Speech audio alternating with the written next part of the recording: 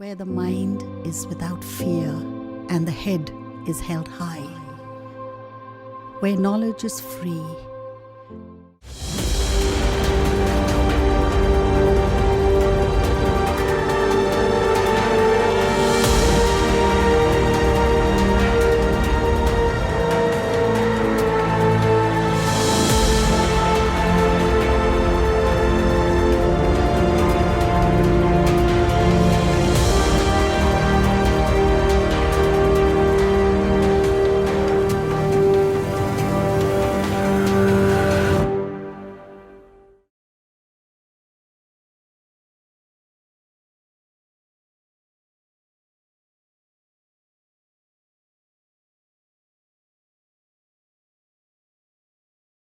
আশা করি তোমরা সকলেই বাড়িতে ভালো আছো। আমার শুভেচ্ছা নিও। গতকাল যে ক্লাসটা নিয়েছিলাম সলিড স্টেট, সেখানে সিম্পল কিউবিকে প্যাকিং এফিসিয়েন্সি ক্যালকুলেট করেছিলাম। সেখানে 52.4 ছিল সিম্পল কিউবিকে।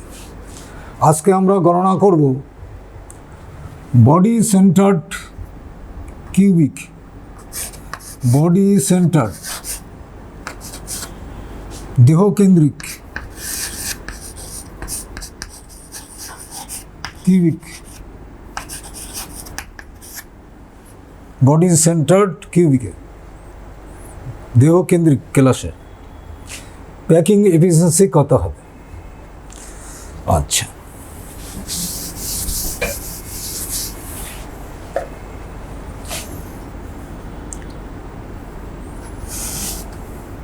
এই একটা ক্লাস কিউবিক,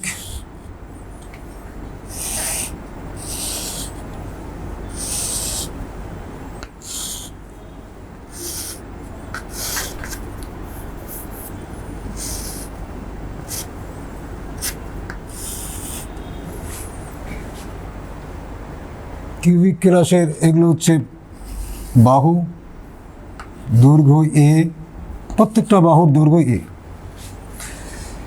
এই বডি সেন্টার্ড কিউবিক ক্লাসে দেহকেন্দ্রে একটা কণা থাকে, দেহকেন্দ্রে কিন্তু ঠিক কিউবিকের মাঝখানে একটা, আর কৌণিক বিন্দুগুলোতে একটা করে কণা থাকে। এরকম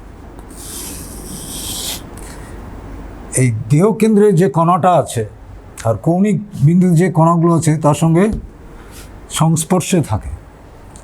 এখানেও আছে, এখানেও আছে, এখানেও আছে, এখানেও আছে, এইখানেও আছে, কিন্তু এটা ভিতরে একদম। তাহলে আমি ধরি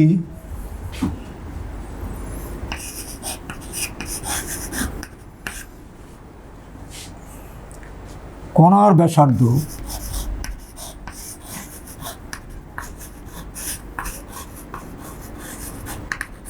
আর একক কোষের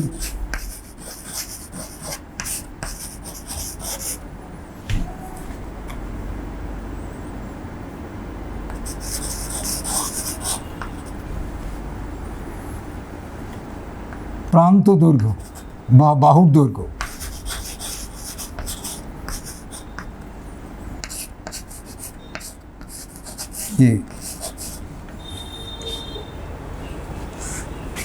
এই বিন্দু থেকে এই বিন্দু আমরা যোগ করব।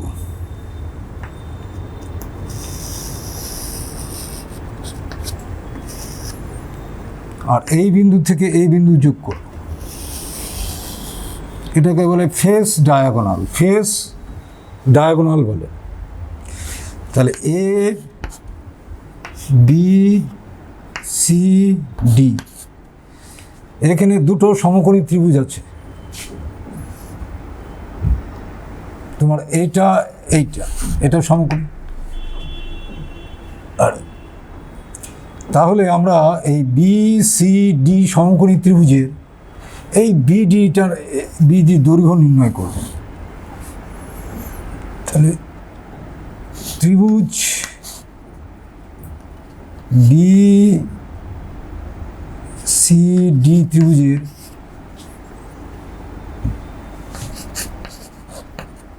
বিডি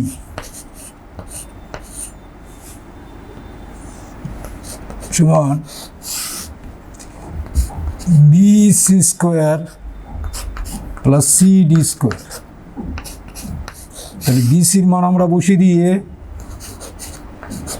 সিডির মান বসালাম এ, অর্থাৎ √2a।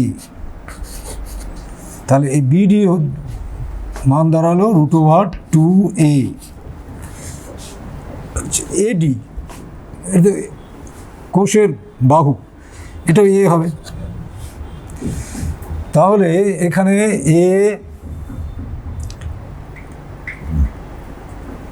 এ বিডি ত্রিভুজের, এটাও কিন্তু সমকোণী ত্রিভুজ। এই যে এ বিডি এটাও কিন্তু সমকোণী ত্রিভুজ, বুঝতে পারলে তো? আচ্ছা, এ ডিবি সমকোণী ত্রিভুজের আমরা ক্যালকুলেট করব এ বি। এই এ বিটা ক্যালকুলেট করব। তাহলে A D square plus BD square, A D square হচ্ছে এ স্কোয়ার প্লাস বিডি হচ্ছে √2a, তারপর স্কোয়ার পড়বে, অর্থাৎ √3a এই বিডি। তাহলে আমরা ধরেছিলাম কণার ব্যাসার্ধ যদি আর হয়, এটা আর এই কোষে প্রত্যেকটা কণাগুলো কিন্তু একই প্রকারের আর।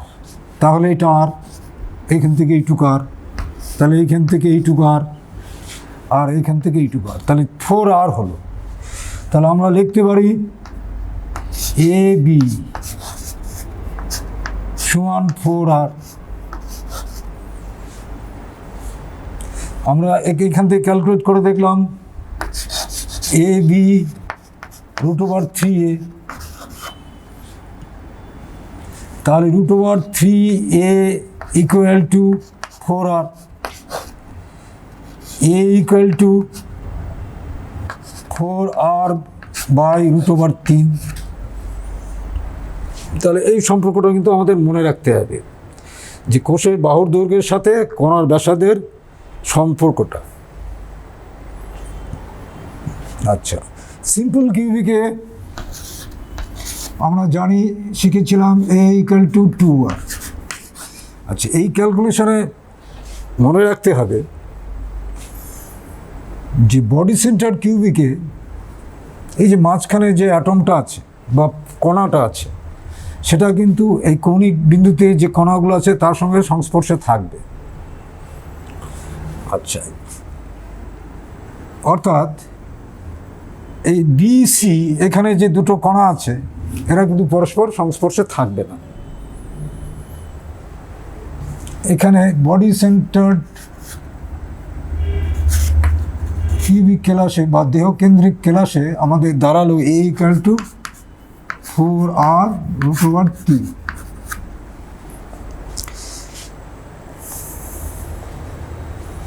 আচ্ছা,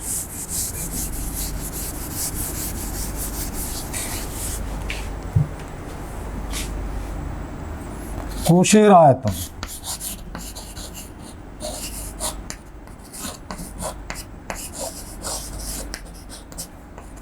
এ কিউব হবে, বাহুর দৈর্ঘ্যে আছে। এ কিউব সমান আমরা কি লিখতে পারি? 4 বাই √3 আর এরপর কিউব দিল, এটা কোষের আয়তন। আচ্ছা, বডি সেন্টার কিউবিকে দেহকেন্দ্রিক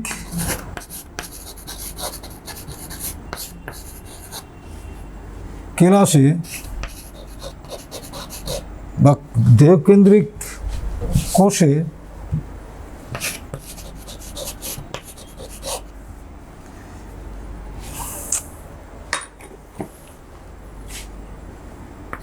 কণার সংখ্যা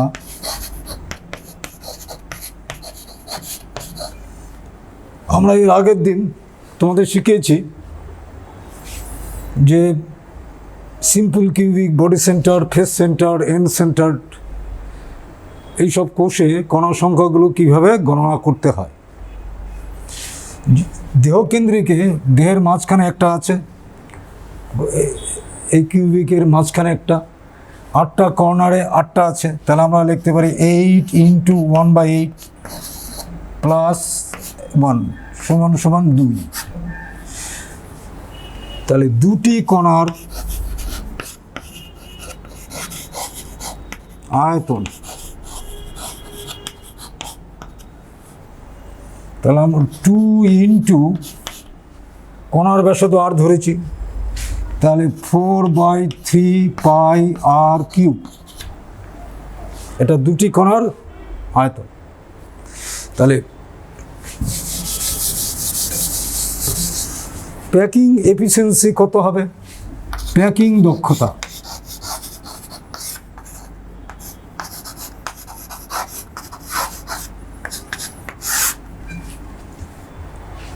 দুটি কণার আয়তন, কারণ ওই কোষে তো দুটি কণা আছে, 2 × 4/3πr³।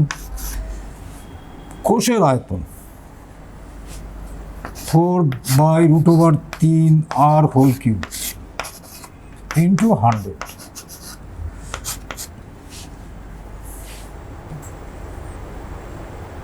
তাহলে এই গণনা করলে দেখা যাবে 68%। অর্থাৎ দেহকেন্দ্রিক কোষে 68% অধিকৃত থাকবে আয়তন, আর বাকি 32% স্থান ফাঁকা থাকবে। আচ্ছা, এটা গেল আমাদের বডি সেন্টার কিউবিক। এবার আমরা গণনা করব ফেস সেন্টার কিউবিক ক্লাসের যে কোষটা আছে তার প্যাকিং দক্ষতা কত হবে।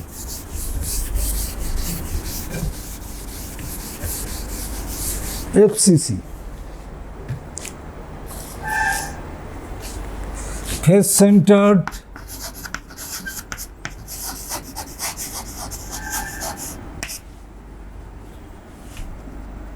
Cubic unit cell packing efficiency আমরা পৃষ্ঠকেন্দ্রিক।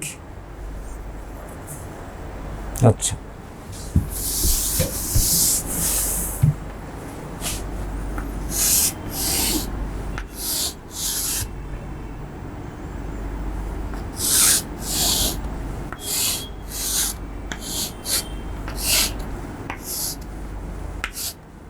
এই চ্যাটাকিউবিক,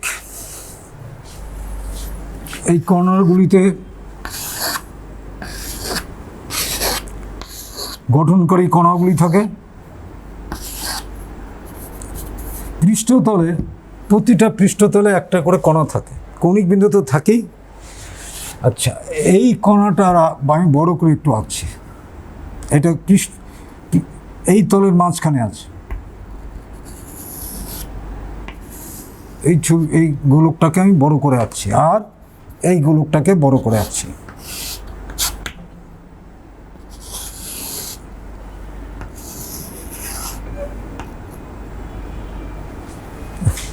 একটু মুছে দিই, আর একটু বড় করে।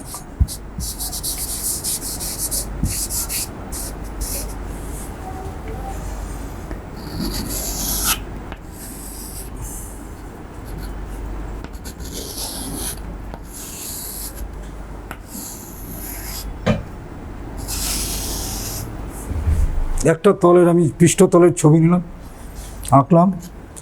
এই কৌণিক বিন্দুতে একটা কণা আছে, এই বিন্দুতে একটা কণা, মাঝখানে একটা কণার ব্যাসার্ধ আর। তাহলে এইটা হচ্ছে আর, এইটুকু আর হবে, এইটুকু আর হবে, অর্থাৎ এটা 4r। এই ডায়াগোনালের দৈর্ঘ্য হচ্ছে 4r। ABC, এটা কোষের বাহুর দৈর্ঘ্য এ ধরে নিলাম, এ ধরে নিলাম।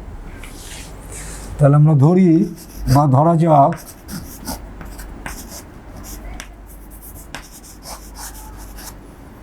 কোষের বাহুর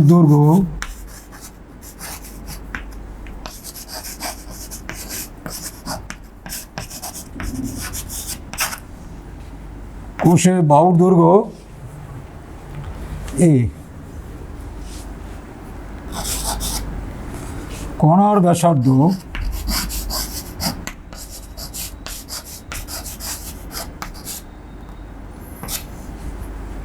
আর। তাহলে এটা সমকোণী ত্রিভুজ BCA। তাহলে আমরা লিখলি ত্রিভুজ ACB, আমরা ক্যালকুলেট করবো AB এর AB √ AC square plus BC square সমান সমান √2A। আবার AB সমান সমান 4R, আর আর আর আর 4R। তাহলে এইটা আর এটা সমান, তাহলে আমরা লিখতে পারি √2A সমান 4R। তাহলে A equal two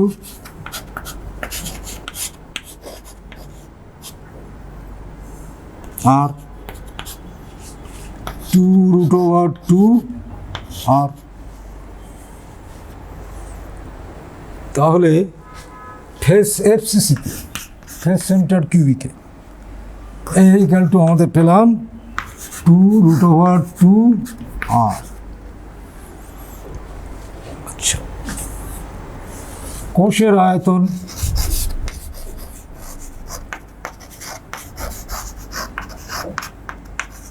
A cube, কারণ এটা ঘনক আকার,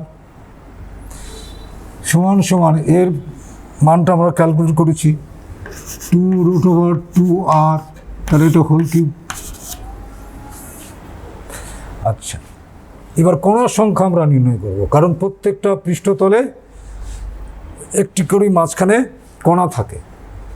তাহলে 6টা পৃষ্ঠতলে 6টা কণা আছে, তাহলে কণার সংখ্যা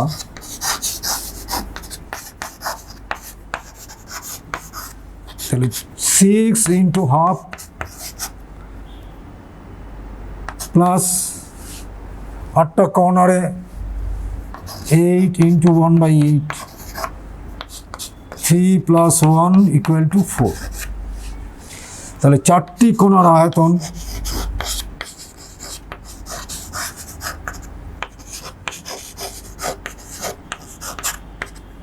4 × আমরা ধরেছি কোণার ব্যাসার্ধ আর 4/3 πr3।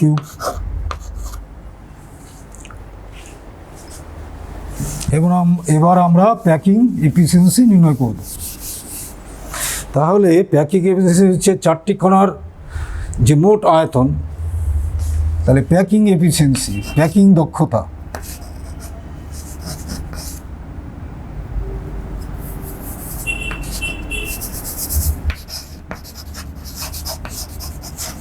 প্যাকিং এফিসিয়েন্সি 4টি কোণার মোট আয়তন 4 × 4/3 πr3 ডিভাইডেড বাই এটা 2√2R হোল কিউব ইন্টু 100। এটা গণনা করলে দেখা যায় 74%, অর্থাৎ এই প্যাকিং এফিসিয়েন্সি সবচেয়ে বেশি 74%, 26% হচ্ছে ফাঁকা স্থান আছে। তাহলে আমাদের এটা পেলাম প্যাকিং এফিসিয়েন্সি 52.4, 68% আর 74%।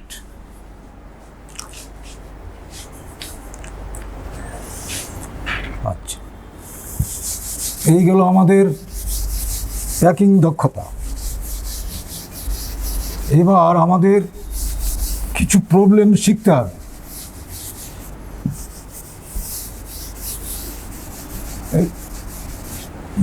কোষের বাহুর দৈর্ঘ্যের সাথে কণার ব্যাসার্ধের যে সম্পর্কগুলো, এই সম্পর্ক বেস করে আমাদের একটা প্রবলেম আমরা শিখব। দেখো একটা প্রবলেম কীরকম, ক্রোমিয়াম ধাতু দেহকেন্দ্রিক ঘনকাকার কেলাস দেহকেন্দ্রিক গঠন করে। যদি ক্রোমিয়াম পরমাণুর ব্যাসার্ধ 125 পিকোমিটার হয়, তবে ক্রোমিয়ামের কেলাসে একক কোষের কিনারা দৈর্ঘ্য কত? তো ক্রোমিয়াম ধাতু দেহকেন্দ্রিক ঘনকাকার, তাহলে আমরা এই ফর্মুলাটা নিই।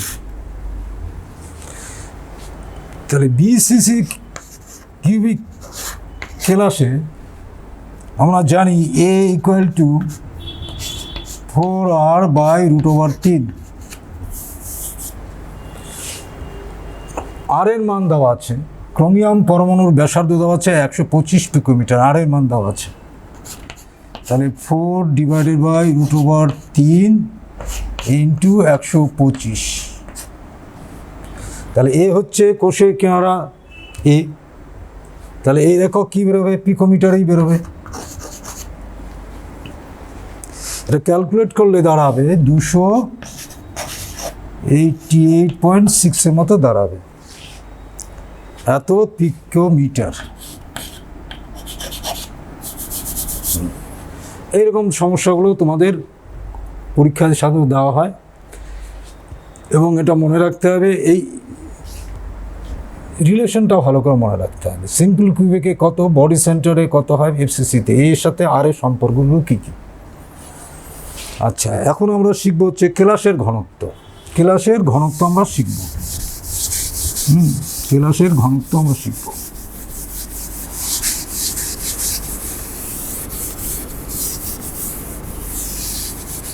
কেলাসের ঘনত্ব।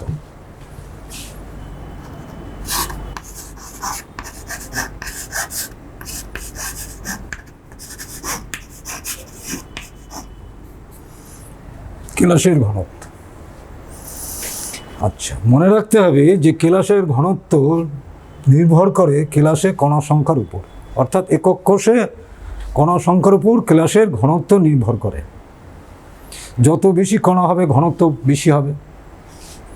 একক কোষের ঘনত্ব আর সমগ্র কেলাসের ঘনত্ব একই হয়, কারণ একক কোষ পর্যায়ক্রমে পুনরাবৃত্তি হয়ে ওই বড় কেলাস তৈরি করে। তাহলে আজকে আমরা কেলাসের ঘনত্ব শিখব মৌলিক পদার্থের এবং আয়নীয় যৌগের ক্ষেত্রে। আচ্ছা, মৌলিক পদার্থের ক্ষেত্রে মৌলিক শুধু মৌল দিয়েই কেলাসটা তৈরি, যেমন কপারের কেলাস, জিঙ্কের কেলাস, এরকম। তাহলে মৌলিক পদার্থের ক্ষেত্রে, মৌলিক পদার্থের ক্ষেত্রে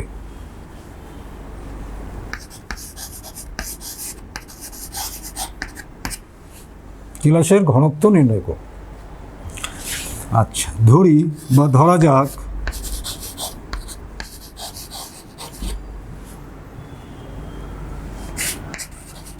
মৌলটি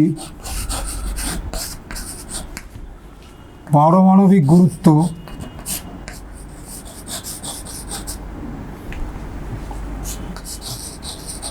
বা ভর ক্যাপিটাল M। কেলাস কী হতে পারে? সিম্পল আমরা জানি, বডি সেন্টার কিউবিক কেলাস, body centre cubic FCC. Simple কিউবিকে কণার সংখ্যা একটা, বডি সেন্টার কিউবিকে দুটো থাকে, ফেস সেন্টারে চারটা থাকে। কারণ মৌলিক পদার্থ, বিভিন্ন মৌলিক পদার্থ বিভিন্ন রকম কেলাস গঠন করে, তো কণার সংখ্যাও আলাদা হবে। ধরি কেলাসে বা কোষে কণার সংখ্যা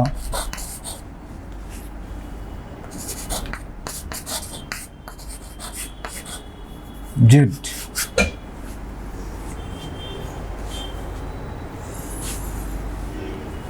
তাহলে আমরা ক্যালকুলেট করব এই জেড সংখ্যক কণার ভর কত। n অ্যাভোগাড্রোস নাম্বার, অ্যাভোগাড্রো সংখ্যা, n সংখ্যক কণার ভর আমরা লিখতে পারি m, এটা গ্রামেই লিখলাম, মনে করো গ্রামে থাকলো m গ্রাম। তাহলে z সংখ্যক কণার ভর কত হবে? m/n into z। তাহলে একটা কোষে যে কটা কণা আছে তার ভর mz/n।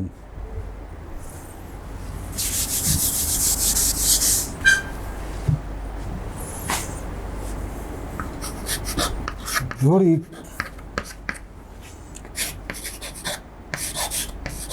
কোষের বাহুর দৈর্ঘ্য a, তাহলে আয়তন a³। তাহলে আমরা জানি ঘনত্ব ভর বাই আয়তন, তাহলে ঘনত্ব এটাকে রো দিয়ে প্রকাশ করলাম, ভর বাই আয়তন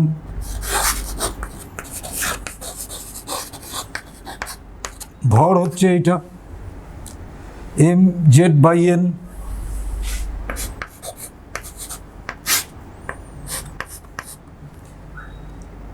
আয়তন হচ্ছে a³।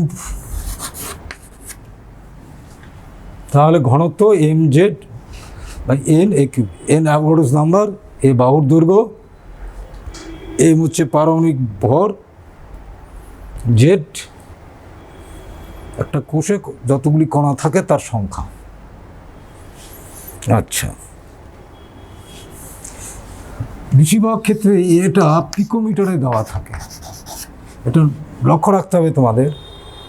এই ঘনত্বটা গ্রাম ঘনত্ব একক এরকম দেওয়া থাকে, তাহলে এটা পিকোমিটার, এটা সেন্টিমিটার হয়ে যাচ্ছে। সেই জন্য 1 পিকোমিটার ইকুয়াল 10⁻⁻10 সেন্টিমিটার, এইটা মনে রাখবে তোমরা, সে অনুযায়ী গণনাটা করবে। আচ্ছা, এটা মৌলিক পদার্থের ক্ষেত্রে m ধরে নিয়েছি। আচ্ছা, আমরা যদি আয়নিক কম্পাউন্ডের ক্ষেত্রে নেই, কেলাসের ঘনত্ব আয়নিক কম্পাউন্ডের ক্ষেত্রে, এটা আমাদের মনে রাখতে হবে। আয়নীয় যৌগের ক্ষেত্রে m, মনে করো সোডিয়াম ক্লোরাইড, এর ফর্মুলা মাস নিতে হয়। এর ফর্মুলা মাস কত? 58.5। তাহলে m এর জায়গায় আমরা আয়নীয় যৌগের সংকেত ভরটা বসাবো, আর বাকি সব একই থাকবে। তাহলে এই গেল আমাদের একটা কেলাসের ঘনত্ব। তাহলে দেখা যাচ্ছে যে জেড এর মান যার বেশি হবে তার ঘনত্ব বেশি হবে। আচ্ছা, দেখো তোমাদের এই ঘনত্ব যে নির্ণয়ের যে সমীকরণটা শেখালাম, সেখান থেকে কী ধরনের সমস্যা দেয় পরীক্ষায় সেটা দেখো। 60 গ্রাম পার মোল পারমাণবিক ভরবিশিষ্ট একটি মৌল এক্সের ঘনত্ব 6.23 গ্রাম পার সেন্টিমিটার কিউব। যদি এটির কিউবিক একক কোষের প্রান্ত দৈর্ঘ্য 400 পিকোমিটার হয়, তবে কিউবিক একক কোষটির কী প্রকারে তা নির্ণয় করো। কোষটির একটি পরমাণু ব্যাসার্ধ নির্ণয় করো। তো আমার পারমাণবিক ভর দেওয়া আছে m60, ঘনত্ব রো 6.23। আচ্ছা, প্রান্ত দৈর্ঘ্য দেওয়া আছে কোষের এই 400 পিকোমিটার, অর্থাৎ 400 × 10⁻⁻10 সেন্টিমিটার। এটা হচ্ছে গ্রাম। আচ্ছা, তো আমরা ফর্মুলা কি জানি? আমাকে নির্ণয় করতে দিয়েছে হচ্ছে কোষটি কী প্রকারের। এটা সিম্পল কিউবিক হতে পারে, বডি সেন্টার, ফেস সেন্টার হতে পারে। তাহলে আমার একক কোষে কণার সংখ্যা জানতে হবে, কিন্তু আমার তো জানি না এটা কোষটা কী প্রকারের। তাহলে ধরি কোষের পরমাণু সংখ্যা, কোষ বলতে এখানে একক কোষ, পরমাণু সংখ্যা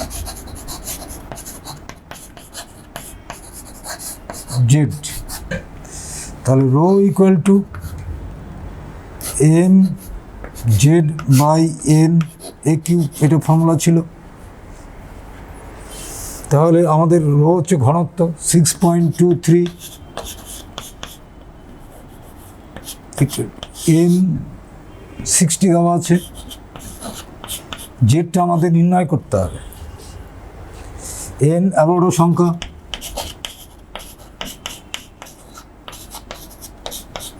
এ মান দেওয়া আছে এটা।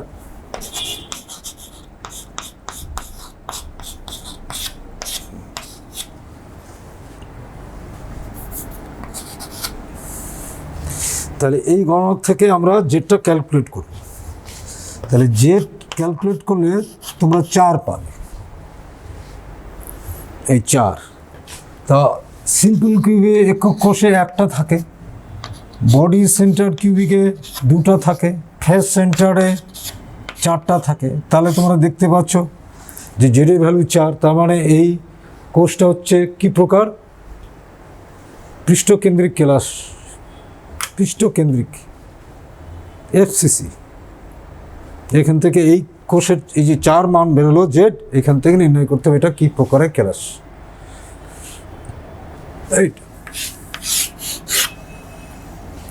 তাহলে কোষটির একটি পরমাণু ব্যাসার্ধ নির্ণয় করতে হবে।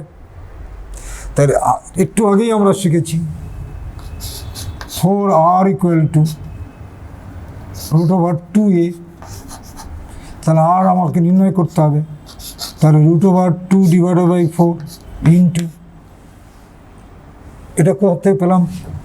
যেহেতু ক্লাসটা আমি পেয়েছি এফসিসি, তাহলে এফসিসির থেকে আমরা এই রিলেশনটা পেলাম। তাহলে এর ভ্যালুটা বসিয়ে দাও, 400 ইন্টু 10⁻⁻10। এখান থেকে তোমরা আর এর মানটা ক্যালকুলেট করবে। এই আর এর মান 141.4 পাবে পিকোমিটারে। আর যদি ক্যালকুলেট করতে, এটা যদি পিকোমিটারে করতে চাও তাহলে করতে পারো, এইটুকু বাদ দিয়ে দিবে। আবার পিকোমিটারে নিয়ে আসতে হবে, কারণ তোমাকে পিকোমিটারে দেওয়া আছে এককটা। আচ্ছা,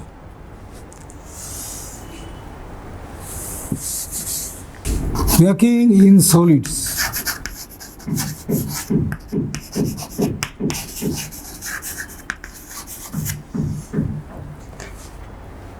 আগে যেটা পড়লাম হচ্ছে প্যাকিং এফিসিয়েন্সি, প্যাকিং দক্ষতা। এখন পড়তে হবে আমাদের প্যাকিং ইন সলিডস, ঘন সন্নিবেশিত প্যাকিং। কারণ ক্লাস তৈরি হওয়ার সময় কণাগুলি যতদূর সম্ভব কাছাকাছি আসে এবং ফাঁকা স্থান যাতে কম হয় তার চেষ্টা করে, অর্থাৎ প্যাকিংটা সবচেয়ে ভালো। ফাঁকা স্থান কম থাকলে সেই ক্লাসের স্থায়িত্ব বেশি হয়। তো সাধারণত ক্লাসগুলো হচ্ছে ত্রিমাত্রিক। তো আমাদের আগে শিখতে হবে, একটু জানতে হবে 1 ডাইমেনশনাল, একমাত্রিক, দ্বিমাত্রিক এবং পরের ত্রিমাত্রিক। তবে প্যাকিংয়ের যেটা প্যাকিং সলিডের মধ্যে, সেটা গঠনকারী কণার আকার এবং আকৃতির উপর কিন্তু নির্ভর করে। তো আমরা এখন ক্লোজ প্যাকিং শিখব। Close packing 1 dimensional, close packing, ঘন সন্নিবেশিত ক্লোজ প্যাকিং।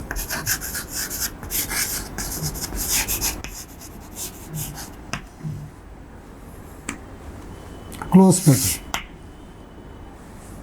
1 ডাইমেনশনাল, একমাত্রিক।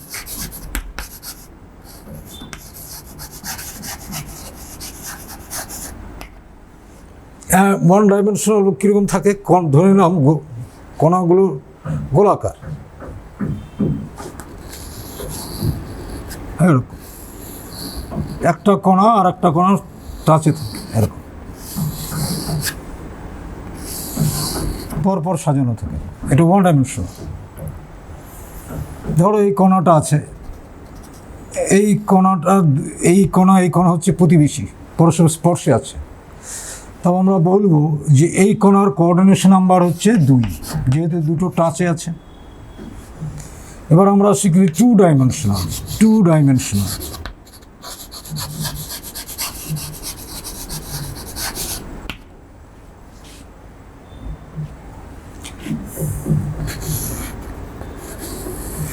টু ডাইমেনশনালে আমাদের দুই রকম ছবি পাবো।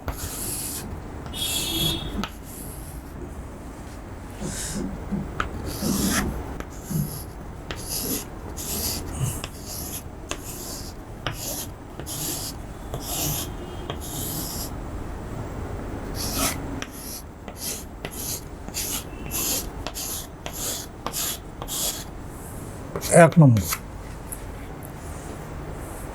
এই ছবিটা দেখো, এই কণাটা ধরো স্পর্শ করছে কটা কণা, এই কণা এটার সাথে, এই কণা নাই, এই কণাটা আছে, এই কণা আর হচ্ছে এই কণা, এই চারটা কণা। ধরো এই কণাটা 1 2 3 4, তাহলে আমরা এরকমভাবে দিতে পারি। তাহলে দেখা যাচ্ছে এটা স্কোয়ার সাইজের, এটা না, স্কোয়ার সাইজের স্কোয়ার ক্লোজ প্যাকিং, একে বলা হয় স্কোয়ার ক্লোজ প্যাকিং।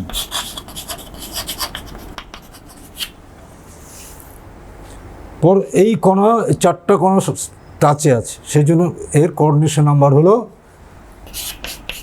4, একে বলে স্কোয়ার ক্লোজ প্যাকিং। আর এক প্রকার প্যাকিং হবে এইরকমই two dimensional, 2 hexagonal close packing.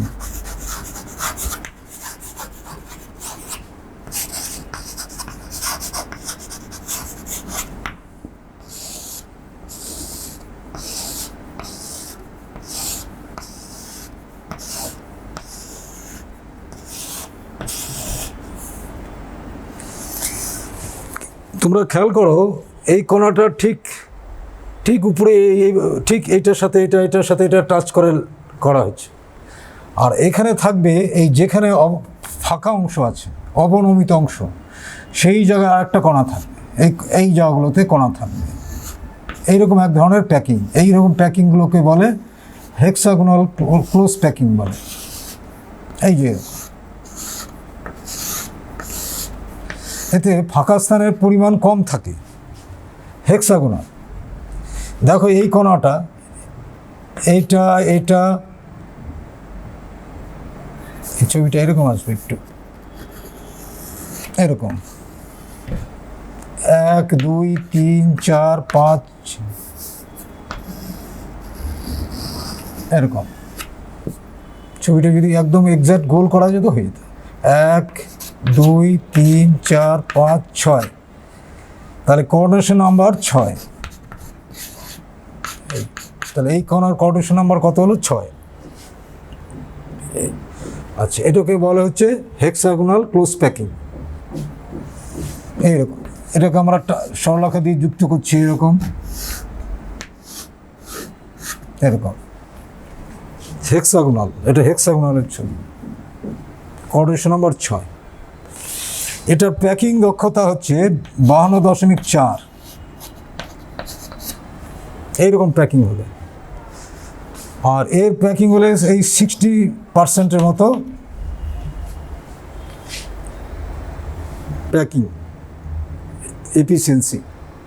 তাহলে এটার তুলনায় এটাতে ফাঁকা স্থানের পরিমাণ কম আছে। তাহলে টু ডাইমেনশনাল ক্লোজ প্যাকিংয়ে আমরা দেখলাম দুই রকম, square close, hexagonal close packing. আচ্ছা, এবার আমরা 3 ডাইমেনশনাল ক্লোজ প্যাকিংয়ে আসবো, কারণ হচ্ছে সমস্ত ক্লাসগুলোই হচ্ছে 3 ডাইমেনশনাল। মোটামুটি আমরা 2 ডাইমেনশনাল শিখলাম। তো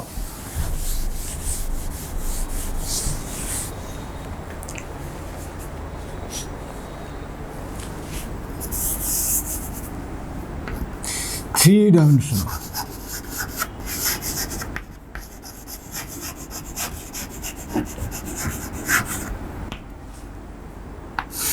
ত্রিমাত্রিক।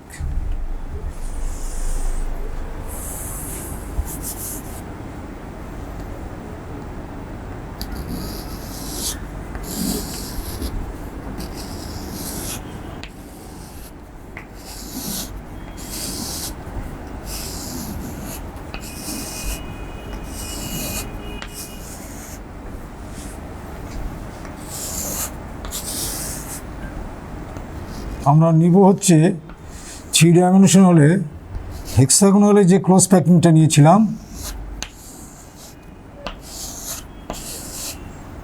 সেই রকম সজ্জায় আমরা নিব।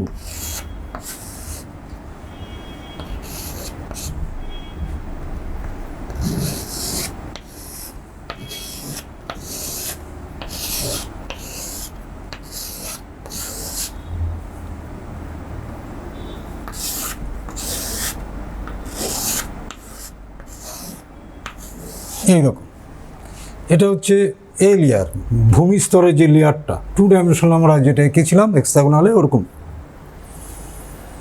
এখানে এটা কিন্তু 2 ডাইমেনশনে আছে।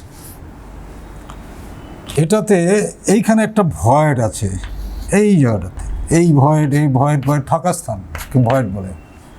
ভয়েড মানে ফাঁকা স্থান, ভয়েড বা ইন্টারস্টিশিয়াল সাইট, ইন্টারস্টিশিয়াল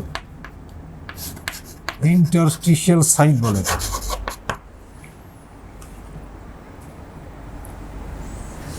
আচ্ছা, এই ভয়েডগুলোর নাম হচ্ছে ট্রায়াঙ্গুলার ভয়েড বা ট্রাইগোনাল ভয়েড। ট্রায়াঙ্গুলার ভয়েড, যে ভয়েডগুলো হচ্ছে ট্রায়াঙ্গুলার ভয়েড। 2 রকম টাইপের আছে, এরকম।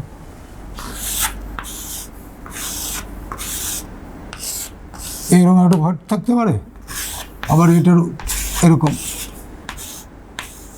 এটাও ট্রায়াঙ্গুলার ভয়েড, এটাও ট্রায়াঙ্গুলার। তাহলে 2 ডাইমেনশনে কিন্তু 2 রকম ভয়েড হবে, ট্রায়াঙ্গুলার ভয়েড 2 রকম। আচ্ছা,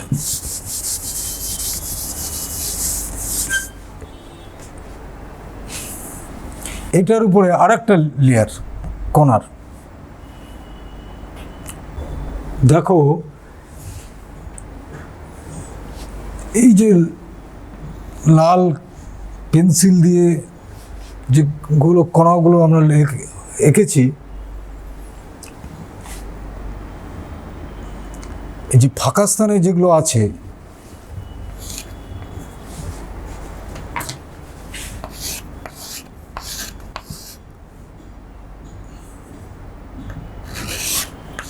এই যে ফাঁকা স্থান আছে, এই স্থানের উপরে এই গোলকগুলো সজ্জিত করা আছে।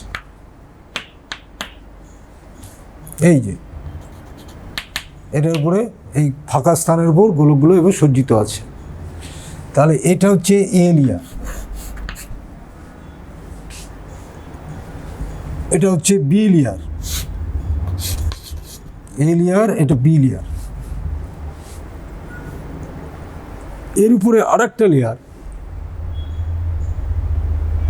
যেটা সি বলছি, সেই লেয়ারটা এর উপরে সজ্জিত থাকে।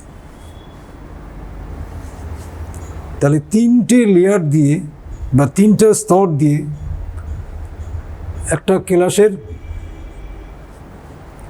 প্যাকিংটা বোঝা যায়, 3টা লেয়ার দিয়ে।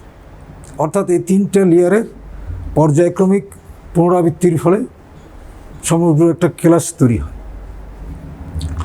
আচ্ছা, যদি 3rd লেয়ারটা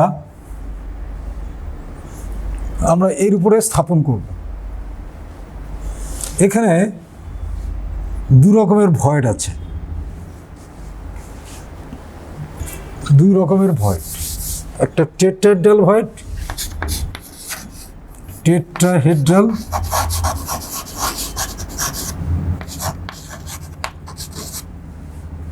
আর একটা অক্টাহেড্রাল ভয়েড।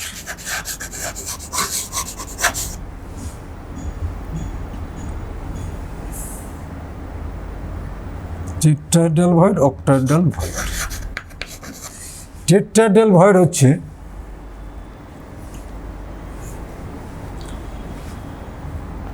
এরকম,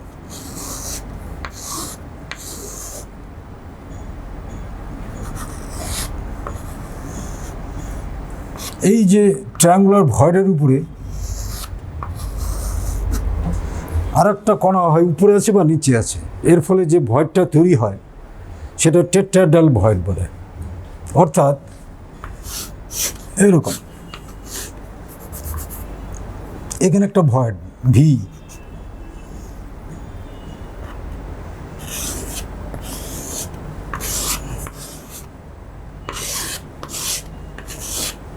এরকম, অর্থাৎ ছবিটা এরকম, এইখানে ভয়েড, এটাকে বলে টেট্রাহেড্রাল ভয়েড। এই চারটা শীর্ষে চারটা কণা থাকে, এই যে এই জায়গাগুলো, এগুলো হচ্ছে টেট্রাহেড্রাল ভয়েড। এই যে এটা ট্রায়াঙ্গুলার ভয়েড, তার নিচে যে কণাটা আছে এটা নিচে কণা, ফলে এটা টেট্রাহেড্রাল ভয়েড দেবে। এই অংশটা এটা টেট্রাহেড্রাল ভয়েড।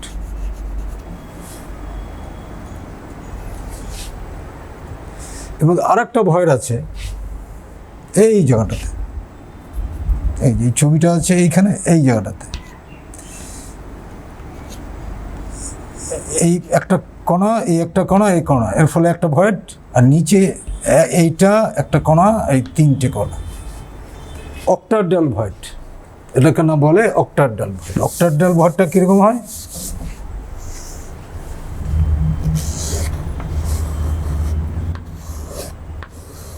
এইরকম, ঠিক এটা ভার্টিক্যালি অপোজিট যে ছবিটা আঁকলে পরে এরকম আসবে।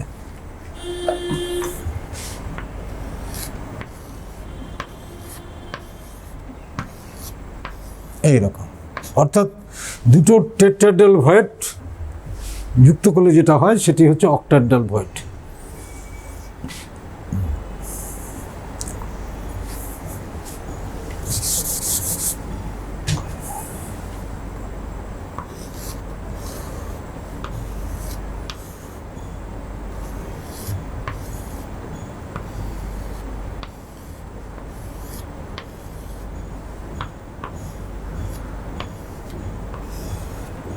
এই পজিশনটা হচ্ছে octahedral void.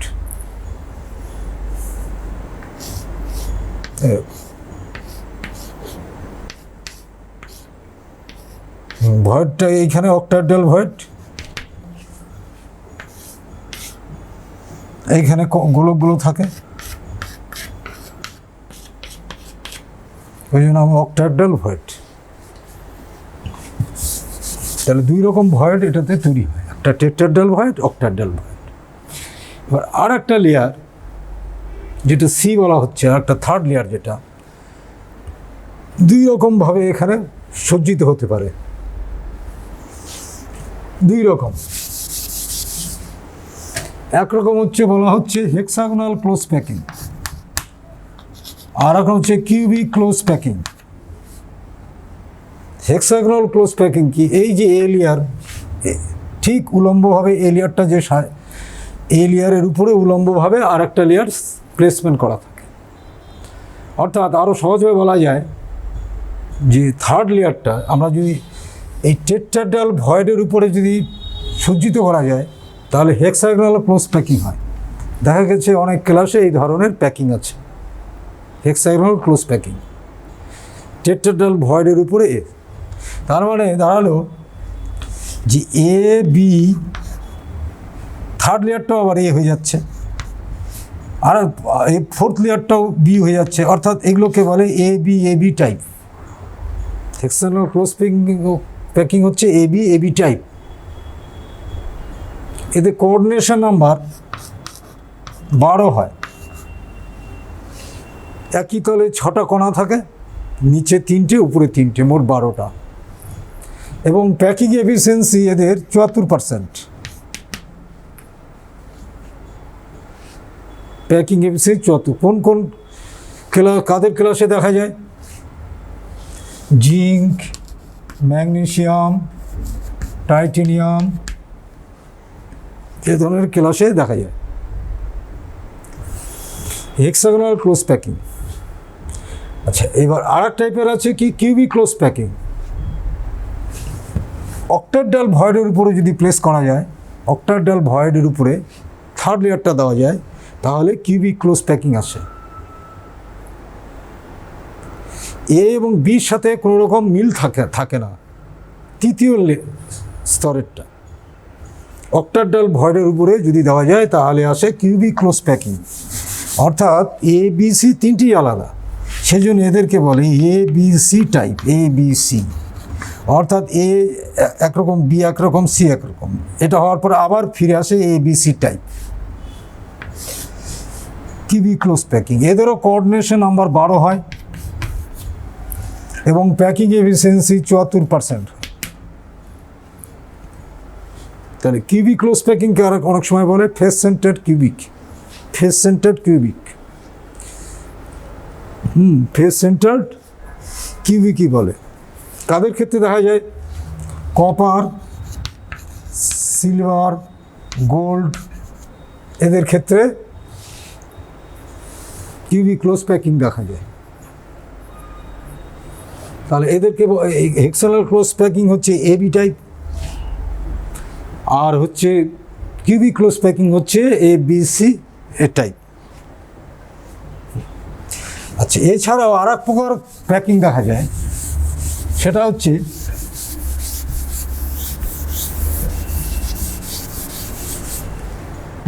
Body centred cubic. Body centred cubic আমরা তো শিখলাম হেক্সাগোনাল ক্লোজ প্যাকিং,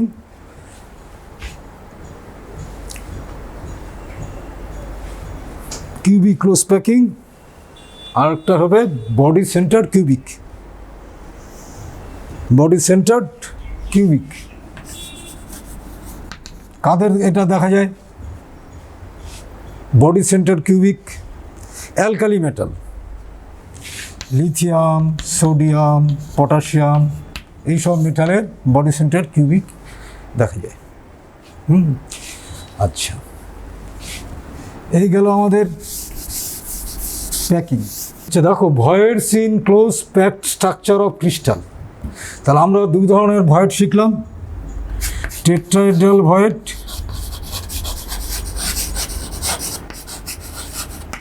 আর একটা হচ্ছে অক্টাহেড্রাল ভয়েড। দুই রকম, টেট্রাহেড্রাল ভয়েড, অক্টাহেড্রাল ভয়েড, দুই রকম। একটা ক্লাসে, আচ্ছা সিসিপি এইচসিপি ক্লাসে আমরা দু ধরনের ভয়েড দেখলাম, টেট্রাহেড্রাল, অক্টাহেড্রাল ভয়েড। একটা কোষে যতগুলি কণা হয়, অর্থাৎ যতগুলি কণা থাকে, তার দ্বিগুণ সংখ্যক টেট্রাহেড্রাল ভয়েড থাকে। ধরি এন সংখ্যক যদি কণা থাকে,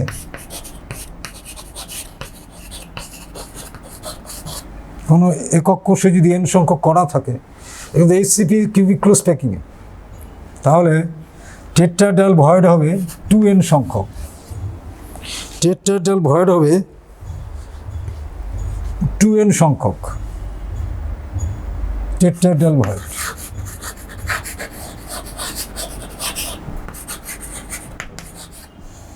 অর্থাৎ একটা উপরে একটা নিচে ভয়েড তৈরি হয়। আর n সংখ্যক হবে অক্টাহেড্রাল ভয়েড।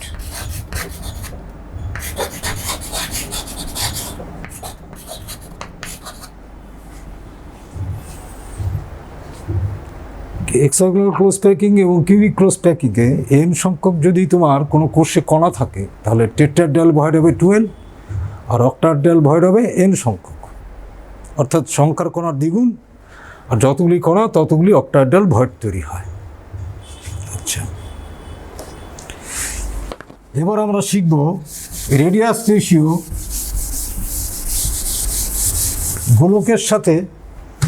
গোলকের ব্যাসার্ধের সাথে ভয়েডের ব্যাসার্ধের রিলেশন। এটা তোমাদের মনে রাখতে হবে। রেডিয়াস রেশিও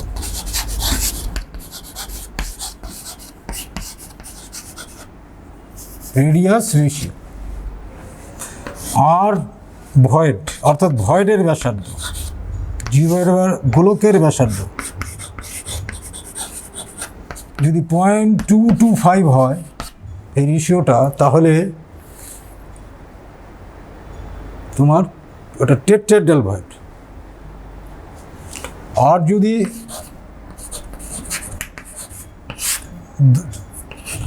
গোলক 0.414 হয় তাহলে এটা অক্টাহেড্রাল ভয়েড। এই দুটো রেডিয়াস রেশিও মনে রাখতে হবে। আচ্ছা, এই রেডিয়াস রেশিও আমরা আয়নিক কম্পাউন্ডের শিখব। Radius ratio of ionic compound.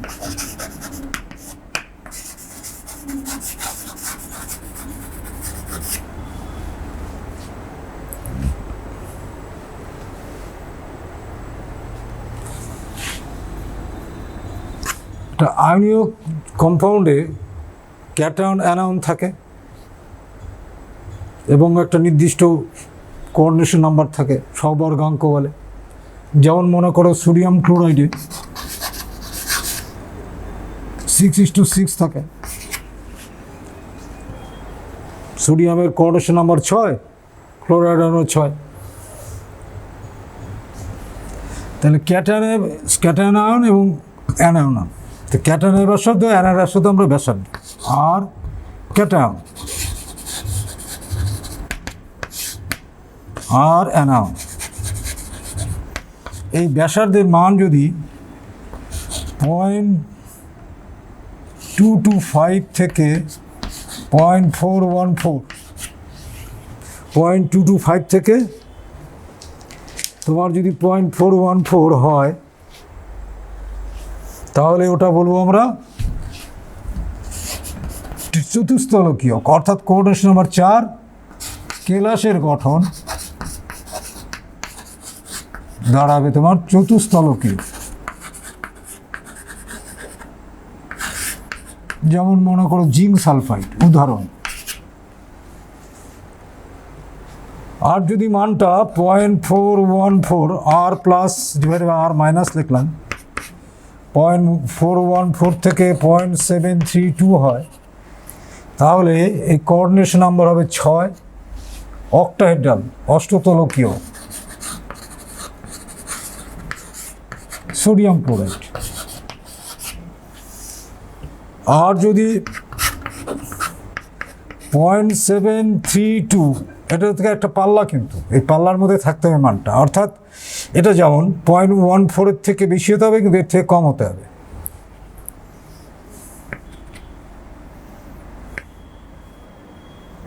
এক কোঅর্ডিনেশন 8, এটা বিসিসি দেহকেন্দ্রিক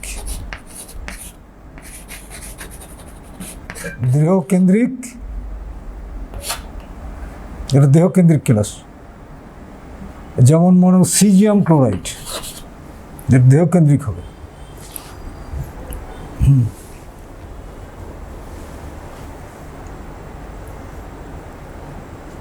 অর্থাৎ বিসিসি এটা সিজিয়াম ক্লোরাইড। তাহলে আয়নীয় কম্পাউন্ডের এই রেডিয়াস রেশিওর মানগুলো কিন্তু আমাদের মনে রাখতে হবে। উদাহরণ সহ এগুলো মনে রাখতে হবে, ভ্যালুগুলো মনে রাখতে হবে। অর্থাৎ সাধারণত ক্লাসে আয়নীয় ক্লাসগুলিতে অ্যানায়নগুলো সাধারণত একটা কর্নারে থাকে, একটা ঘনক আকারে কর্নারগুলোতে থাকে। আচ্ছা, একটি কঠিন পদার্থ এবি এবির গঠন জিঙ্ক ব্লেন্ডের অনুরূপ ZnS। আচ্ছা, বি আয়নগুলি ল্যাটিস গঠন করে, এ আয়নগুলি চতুস্থলীয় গর্ত এবং 25% পূর্ণ করে। কঠিন পদার্থটির সংকেত নির্ণয় করো। তাহলে দেখো জিঙ্ক ব্লেন্ডের অনুরূপ বলছে। আচ্ছা, বি আয়নগুলি ল্যাটিস গঠন করে। এই একটা মনে করো এরকম কিউবিক একক কোষ আছে, এই কর্নারগুলিতে বি আয়ন আছে, বি মাইনাস, এরকম 8টা কর্নারে বি মাইনাস আছে। তার মানে এটাকে আমরা ধরে নিলাম, অ্যাকচুয়ালি এটাতে একটা বি আয়ন আসবে 8/1/8, আমরা এটাকে ধরে নিলাম এন সংখ্যক।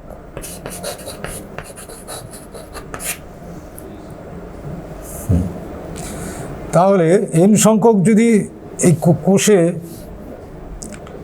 কণা থাকে, মানে বি মাইনাস থাকে, তাহলে এ থাকবে, কারণ এই সংখ্যার দ্বিগুণ সংখ্যক চতুস্থলকীয় ভয়েড হবে টেট্রাহেড্রাল ভয়েড। তাহলে tetrahedral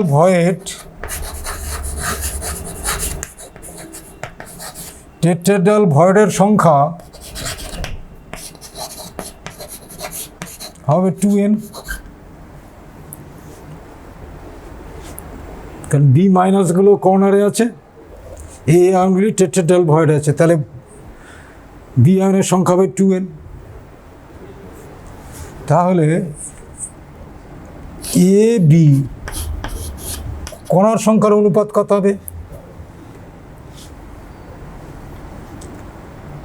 N B N A, এটা 2n, এর 25%, 25/100 ইজ টু n।